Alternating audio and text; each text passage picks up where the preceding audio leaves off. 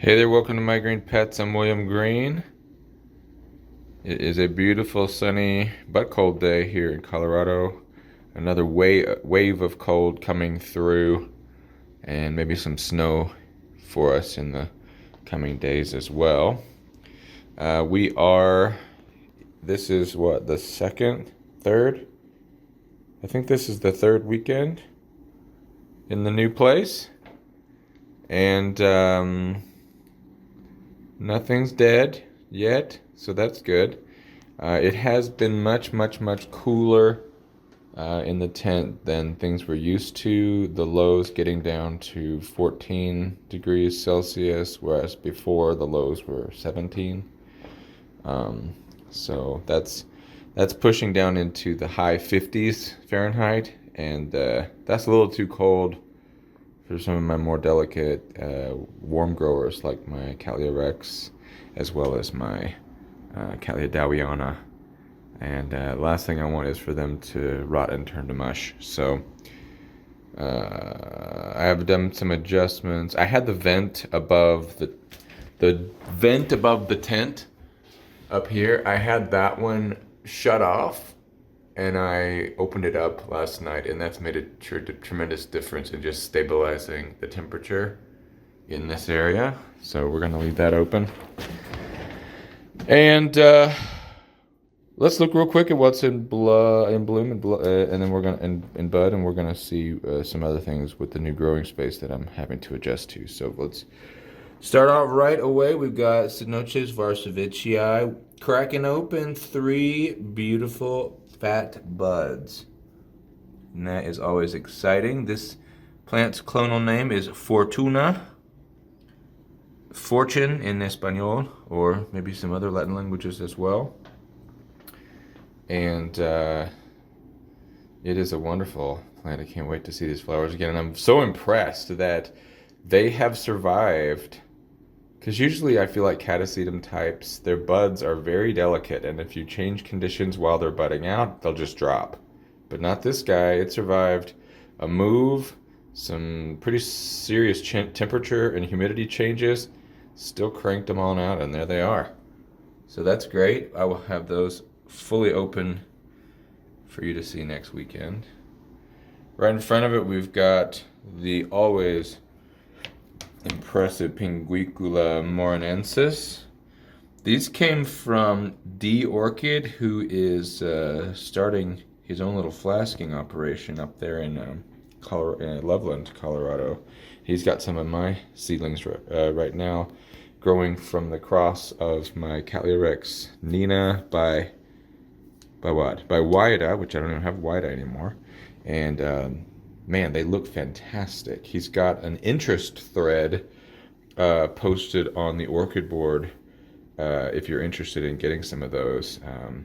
You may have heard that Troy Meyer's conservatory is officially done. They're not doing any more seed flasking.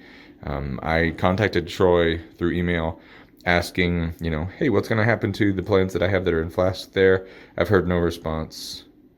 It's been about 2 or 3 weeks.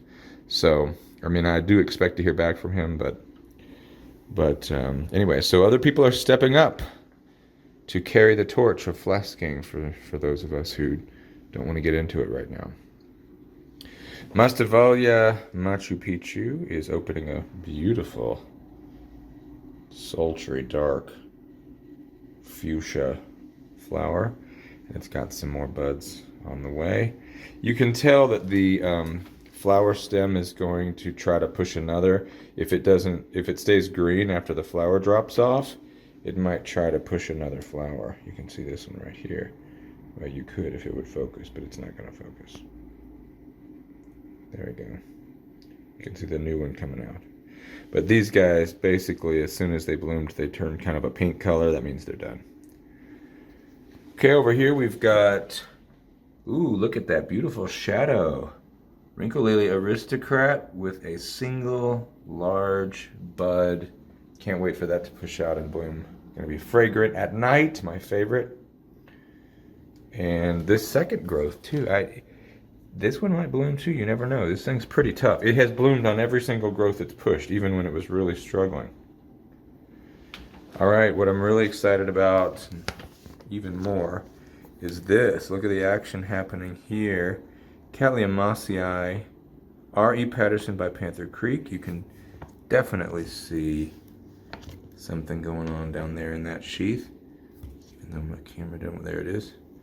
And when I held the light up last night, it looked like there were 2, maybe more, which is super exciting. Can't wait for that to happen. Again, you know, moving the plants across town. Oh, by the way, on my moving day, the high temperature was like in Celsius -12. So it was a very, very cold and snowy day for moving. But anyway, we made it.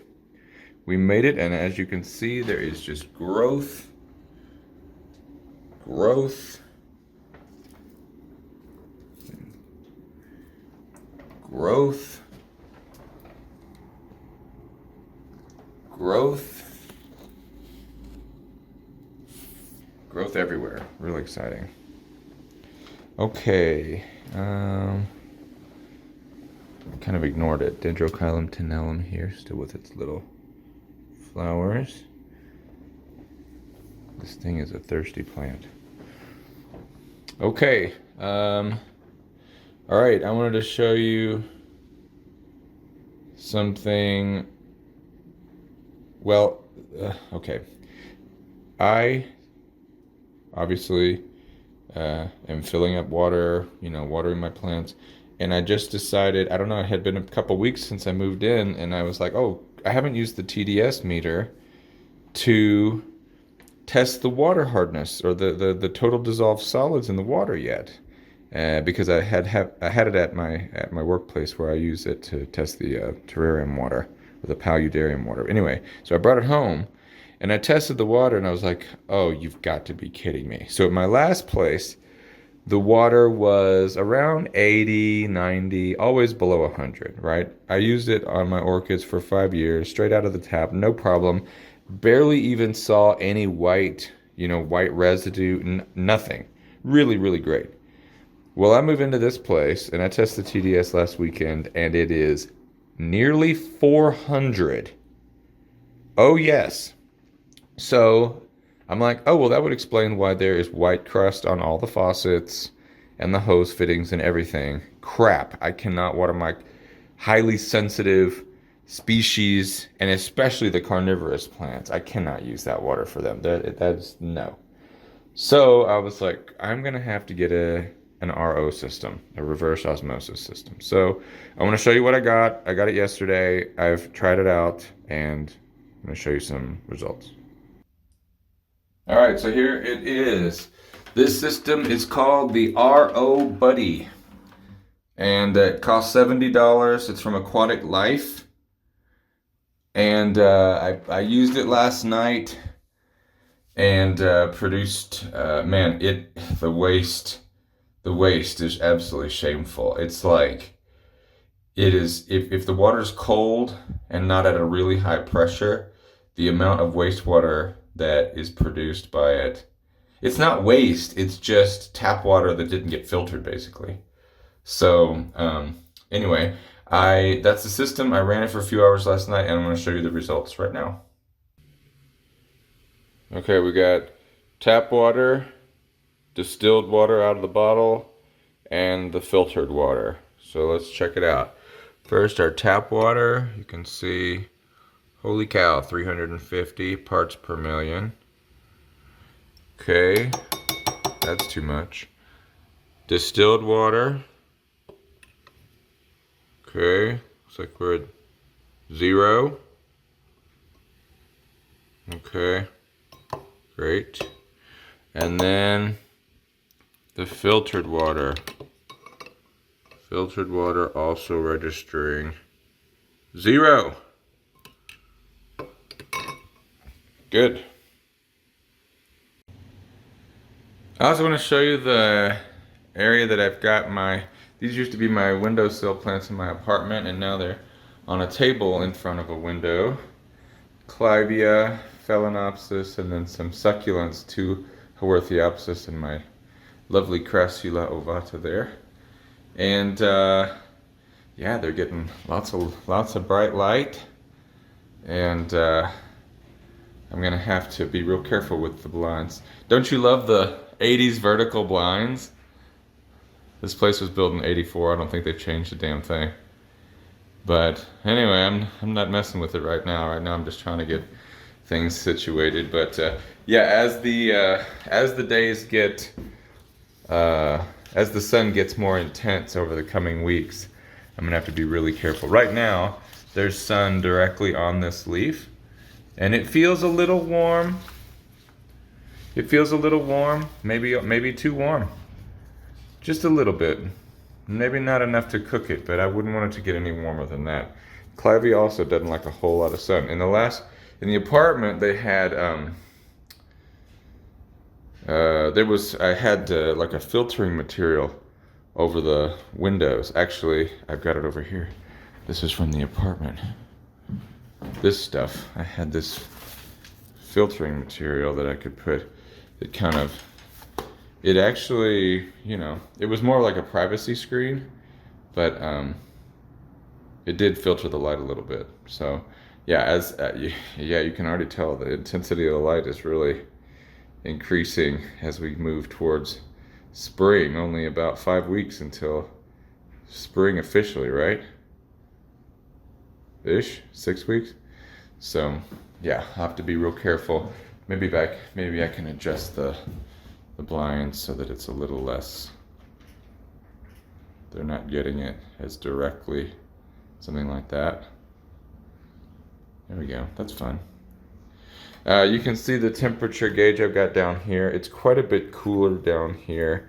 If I look at my memory setting, it shows that the low temperature last night was 15.4 C. Pretty chilly, pretty chilly. I don't feel chilly. I don't know. This house is weird. Like I don't feel, it doesn't feel nearly as cold as my thermometers say that it is. So I don't know. All right, well, that's it for now. Thanks for stopping by and listening to me ramble.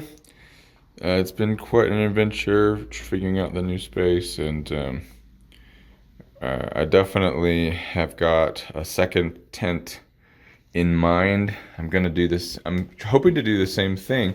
This PVC pipe is very cheap. This Panda film is cheap. Plastic shower curtain. I'm thinking of building a smaller tent in the basement that will fit into a little nook over by the washing machine, where it's very chilly in the basement, and it would be perfect for my Stevalias or my cold growing Nepenthes. They would never have to worry about getting too hot again, and then I could really give them some space as well. I could also use that cooler area for plants like my Vanda falcata, that they like a cool winter and they bloom better if they get a nice long cool, not a nice long, but if they get a nice cool winter. Also my Crassula and my Clivia. I also have a voodoo lily that a friend gave me that needs like a cool winter, so I could move seasonal plants down to the cool area as well and give them a nice cool winter in the low teens Celsius, in the 50s Fahrenheit, and that would give me more space in here because these plants, as I said, ain't getting any smaller. So that's where we are. Again, thanks for stopping by, and I'll see you next time right here on My Green Pets. I'm William Green. Bye.